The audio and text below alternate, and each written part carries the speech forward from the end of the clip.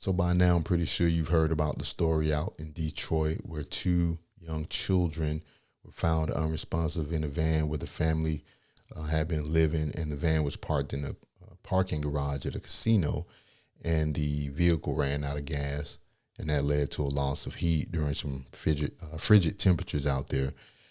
The two children, ages 9 and 2, according to authorities, likely died from hypothermia. And what happened after that, the mother, she went to the local news stating that she attempted to get help from the homeless services in the city. No immediate help was provided. And the city officials, they are reviewing and trying to improve those programs that provide support to homeless families to prevent stuff like this from happening again. But my question is, who's to blame for these two young children losing their lives? So the father, he came out and spoke to the news just to, I guess, give his side of the situation.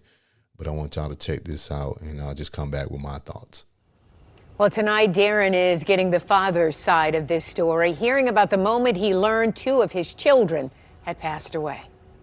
Darnell Curry Sr. wiped away tears while talking with me about his children, Darnell Jr. and Amelia, and the distressing phone call he says he took from their mother, Tatiana Williams, on Monday. I went to the gym. As soon as I got on the treadmill, she called saying, can I make it to the hospital right now? They got him. I was hoping it was a sick joke, but it wasn't. According to Detroit police, 9-year-old Darnell Jr. and 2-year-old Amelia died while sleeping in a vehicle at the Hollywood Casino at Greektown parking garage. Investigators say the cause appears to be hypothermia, a tragedy stemming from homelessness. I tried. I asked for help. I asked everybody, even people out of state. But I tried. I tried to keep hotels. I tried to pay people to stay there. It wasn't working for me. You know, people just didn't like too many kids at their house. I spoke with the children's mother Tuesday evening. She told me she's been living in her vehicle for 3 months, along with her 4 kids, her mother, and 2 teenage siblings. She says she reached out to Curry, who's the father of 3 of her children. I asked him, I said, can you get your kids for me? I said, I need help. You know I'm homeless. I done kept a room this long. I couldn't keep it no more. They were homeless. Had Tatiana ever reached out asking to... No, she did not. All she said was, can I get them? Can I get them just to get them? And can I get them because y'all homeless? That's 2 different things. She said she had been homeless for 3 months. Say, that's what I saw, about 3 months, but she ain't never said nothing to me. Nothing. So all them other sob stories, they can cut all that. No, she did not. Curry, who lives in Novi, says Williams never specified why she wanted to drop their kids off to him. She just asked, can I get them for a couple of days? But I told her I'm working and all that, and I'm out here. We're not close to each other, so I couldn't. But she knows all my family is right around the corner from her. Did she reach out to any of your family? No, she did not. And she knows she could have, like we always used to do. He says the last time he held his children was a month or 2 ago, and that they typically FaceTime, moments he will miss. And there's a, police investigation into this.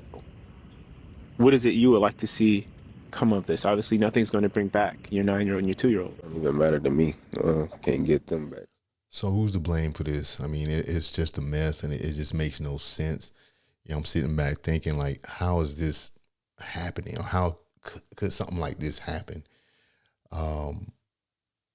But who's to blame for this? Because I see some people blaming the mother, some people blaming the father, some people blaming the city. And I mean, but when you think about it, it would seem as if there's more going on between the mother and the father than what we know. Like there's some type of beef or resentment, some type of hidden hatred there between the 2 of them. And it ended up costing these 2 children their lives. And the way I look at it is when there are children involved, whatever differences you may have with the other person, you have to put that aside and do what's best for the children. I mean, as parents, I'm a parent myself, and as parents, that's what you have to do, regardless of how you feel about each other.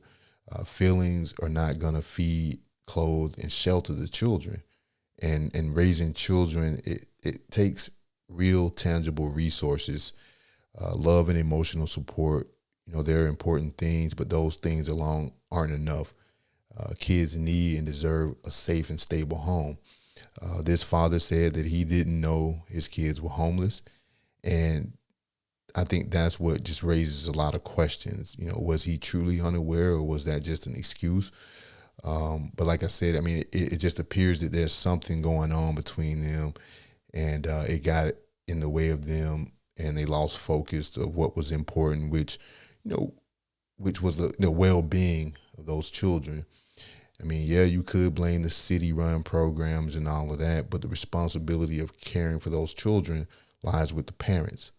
And one thing that I always remember, as I was growing up, my mother and father, they've been married for over 50-something years, and they've always told me that if you don't have anything else in life, make sure that you keep a roof over your head. And I know that housing it's expensive now, but what are you going to do? Live on the street? I mean, but that's a reality that a lot of people face. But like I said, if you don't have anything else in life, make sure that you keep a roof over your head. And that's something that has always stuck with me, and it's something that is even more important to me now that I have children of my own. But who do you think is to blame in this situation? Because something like that should never have happened. Shelter is a fundamental human need, especially for children. It provides safety, protection from harsh weather, and a stable environment for their development. Without shelter, kids are exposed to dangerous conditions, illness, and extreme temperatures, like in this tragic case in Detroit. No child should ever have to worry about where they're going to sleep at night. It's just heartbreaking when basic needs aren't met, and it's even worse when the adults responsible fail to provide them. So let me know what y'all think. Who's to blame for this? Take care, stay safe, and just make better choices. Peace.